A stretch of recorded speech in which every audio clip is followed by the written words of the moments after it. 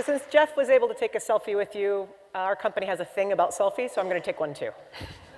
Smile. Grand.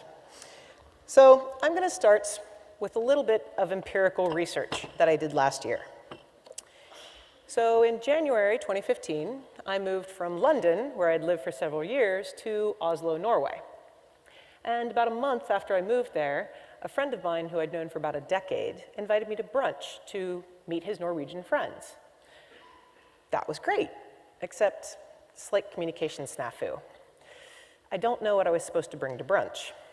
So, being a product manager, I came up with a hypothesis. As a friend of the host, I would like to please the host and delight his friends by bringing something to brunch.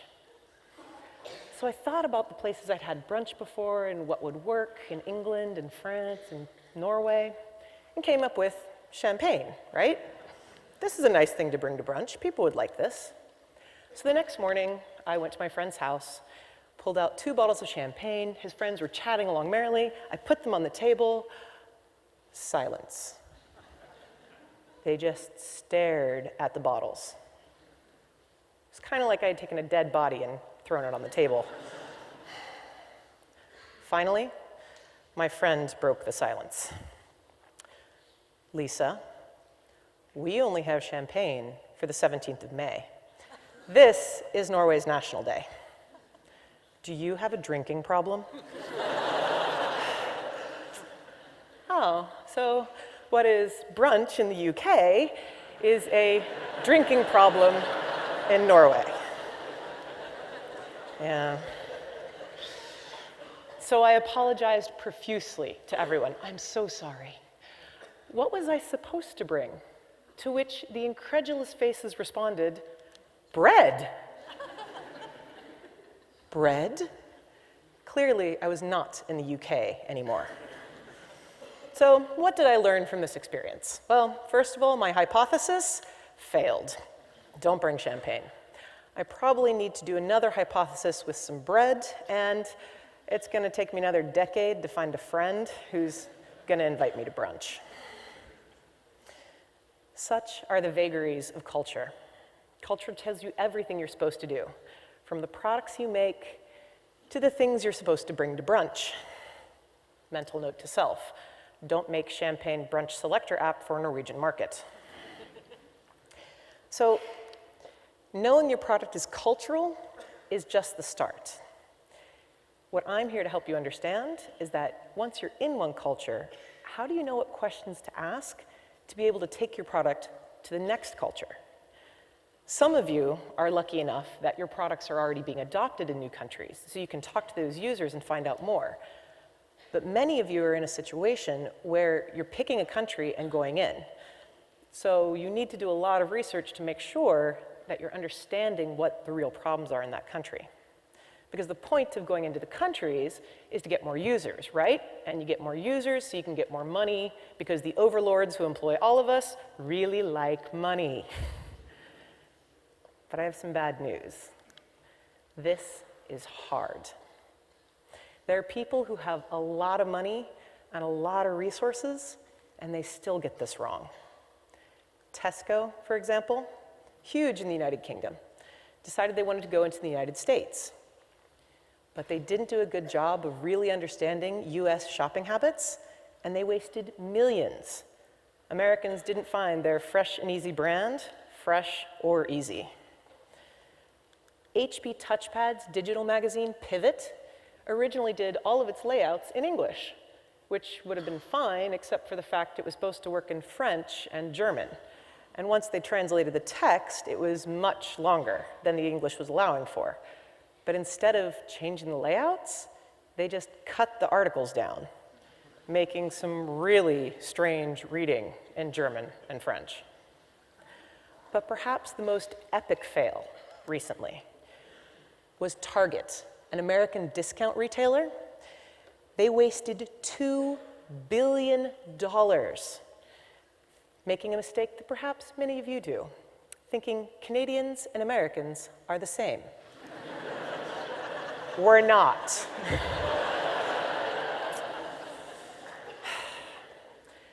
So what I'm trying to say is, here be dragons.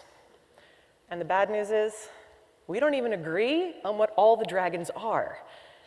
But what I'm going to try to do is help you at least categorize them and figure out how to fight them.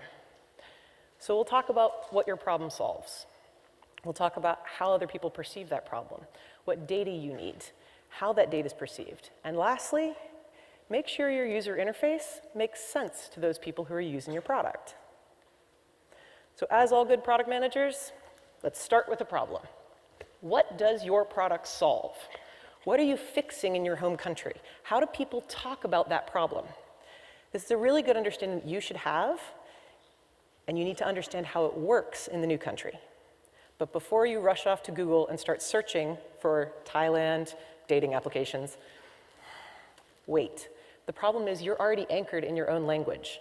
So the first thing you need to do is actually learn about that country and talk to those users.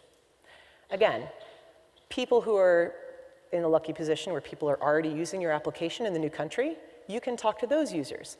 They'll tell you who your competitors are, they'll tell you what problem it's solving for them, they'll tell you what's weird and why they think it's a little bit strange you're doing it that way. But for a lot of you, you're going into a new country and you don't know anything yet. So it's very important for you to start with that user research to understand what the basics are. So let's take an example of understanding what it means to get someone's attitude. And let's use an application we're very familiar with, and it solves a very common problem. Dating applications. These solve the problem of meeting people. So if we take a look at the United Kingdom, here, when we use dating applications, we're meeting more or less complete strangers, and allegedly it's based on shared interests. It's really just based on cute profile pics. But if you're in Norway, dating applications are more about vetting your existing network. So even if that girl or guy has a really cute profile pic, if you haven't met them in a common social function, chances are you're going to swipe left. And consider poor Iceland, population 300,000. If you go to a bar in Iceland and check out that cutie across the way, the first thing that dating application is going to tell you is, how closely related are you?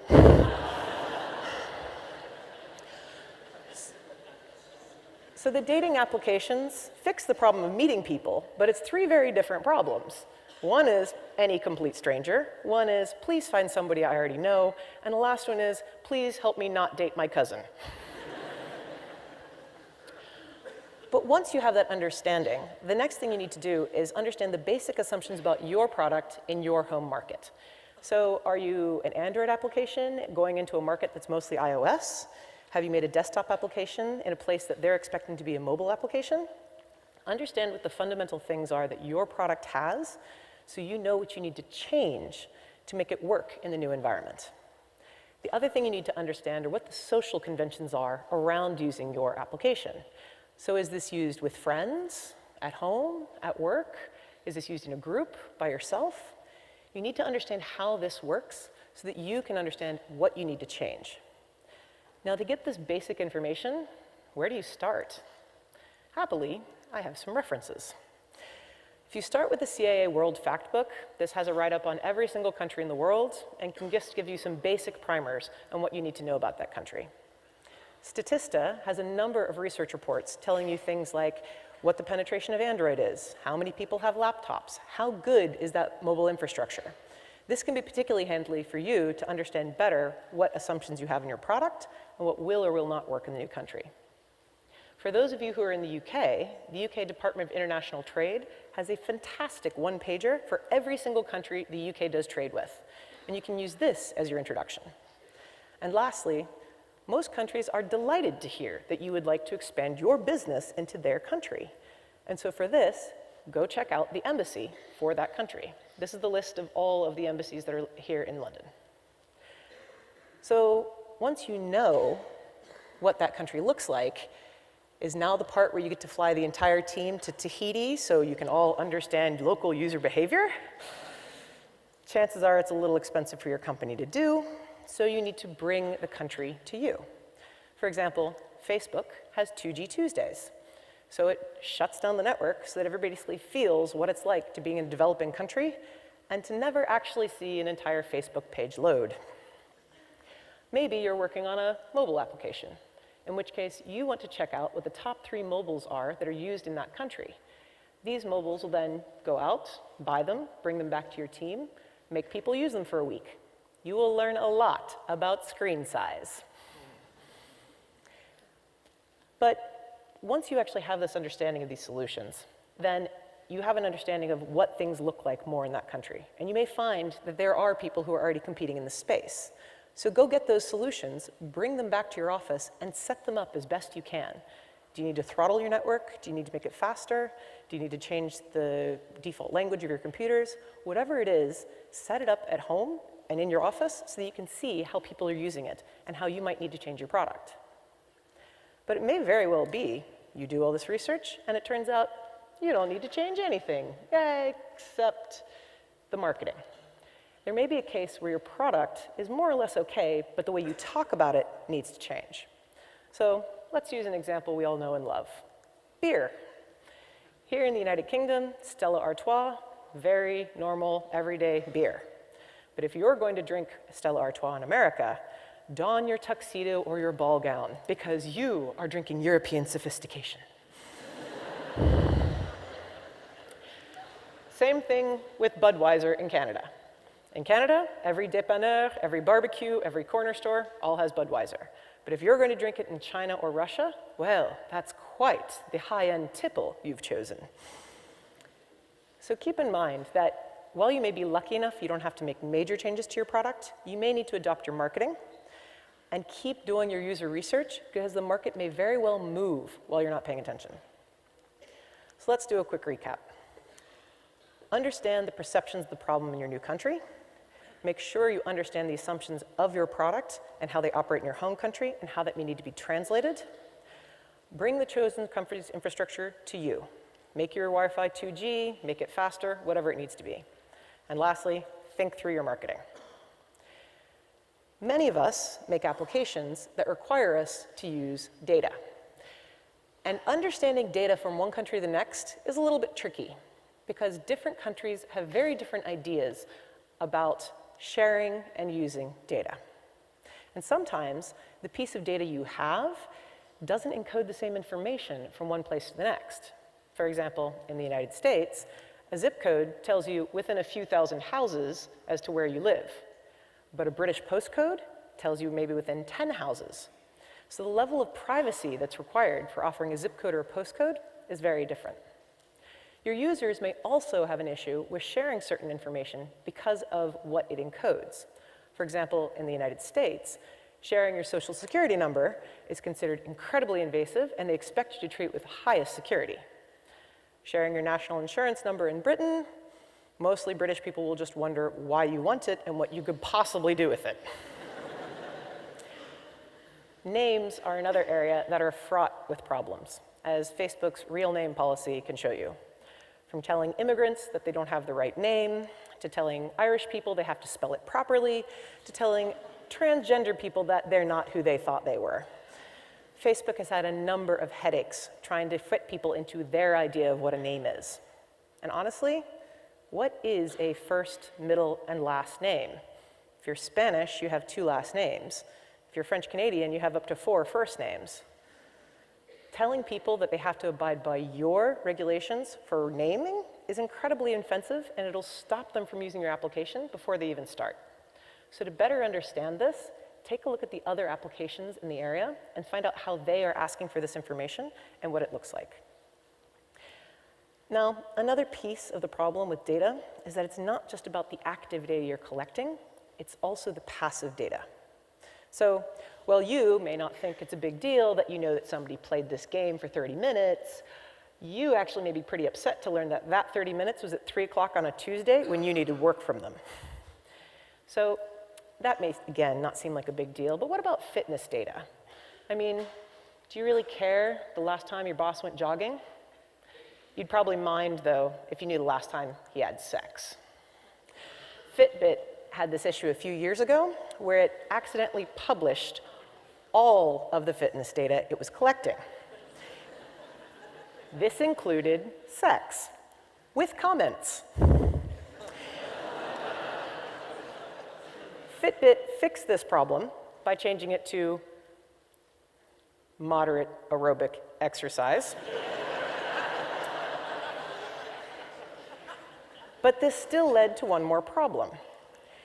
Even if you made the data private, you were still probably sharing it with your partner. And if your partner had engaged in moderate aerobic exercise at a time that you had not engaged in moderate aerobic exercise, perhaps you were going to have a difficult dinner conversation. But this is very much the lighter side of passive data collection. Unfortunately, there's a much darker side.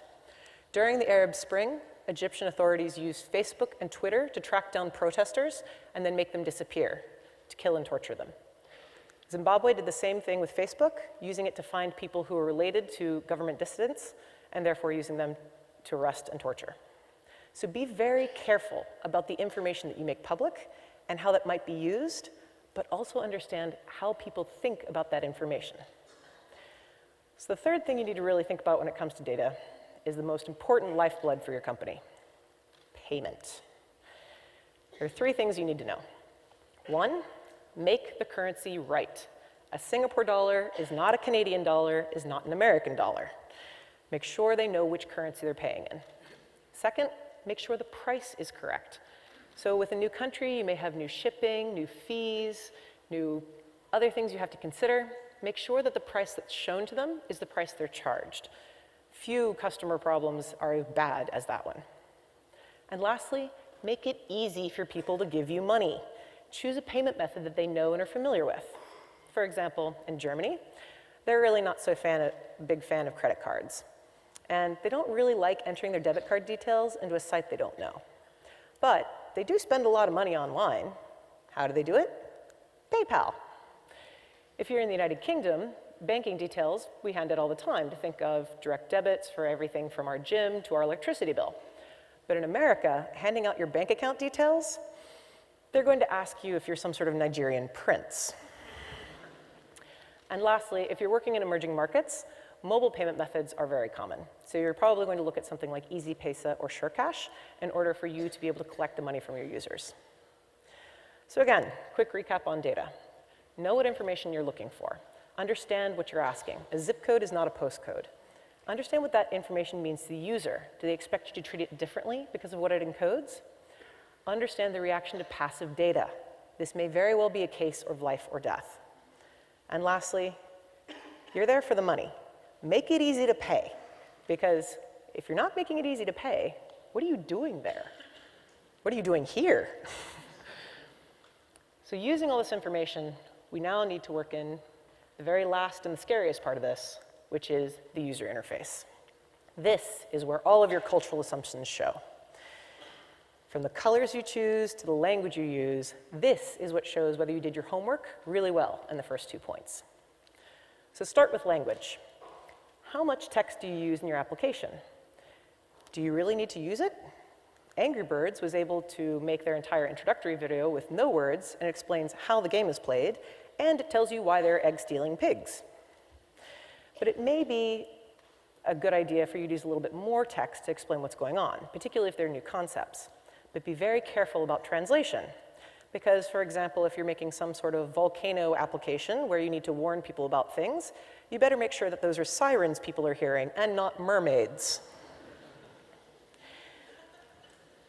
But text also affects what you do with your input fields. So in the United Kingdom, we have a lot of people from a lot of countries with a lot of different names. So the United Kingdom government says the best way for us to handle this is that in design, use one field that says name with 70 characters in it. But it's not just about actually having the right number of characters in the field. You also need to make sure you accept the right kind of characters in that field. American companies mess this up all the time when they expanded to Canada and forget that our zip code fields require letters. So we're very sad Canadians being able to pick our provinces, but we can't actually enter our zip code for our stuff. But at least it's better than what's going on in Iceland. They have some sort of weird problem where they need some sort of map drawing application to tell people where to send stuff.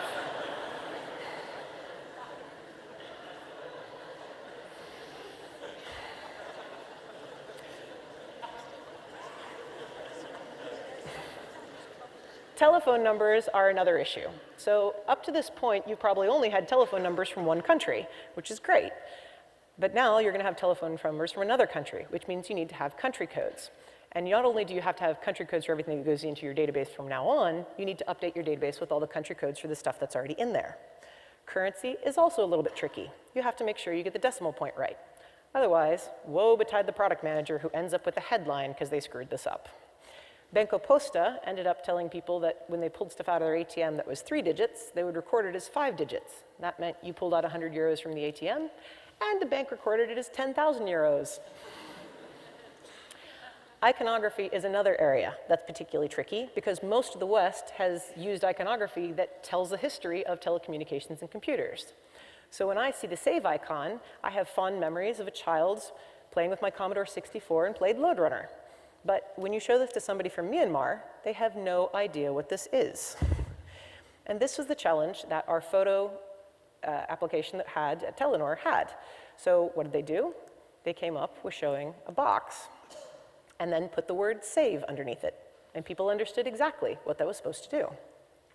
This is also a problem in games. Neko Atsume is a game that allows you to play with cats and keep them in your house. So many of the Western players that started playing saw this house icon and thought, hey, this is the main menu. It doesn't. It remodels your house. So another area in which we've been a little bit lackadaisical is emoticons. So the Unicode organization came out recently to tell us how we were using our emoticons incorrectly. So this is not sad, it's sleepy. That's drool coming out of his mouth. This is not a shooting star. This actually means dizzy, like you've been hit over the head with a bat and you see little Tweety birds and stars going around. And this doesn't mean high five. It means I'm sorry. So how are you going to figure this stuff out, right? What you need to do is you need to sit down with a person from the new country, explain what you would like, and then ask them to draw for someone else from that same country. This will help you get into their heads to understand what they see for iconography. And while you're rummaging around in their heads, the next thing you need to ask them about is color, because color is very different from place to place. For example, if you want to do something luxurious in the West, chances are you're going to use black. But if you're in China, you better use red.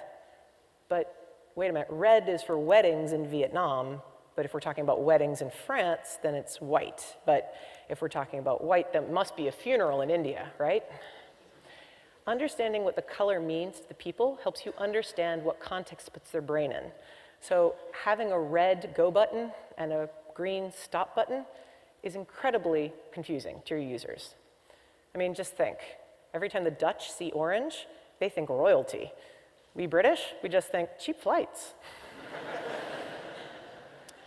So quick recap of the user interface. Review the text in your solution. Do you need to use more to explain new concepts or less to reduce your translation?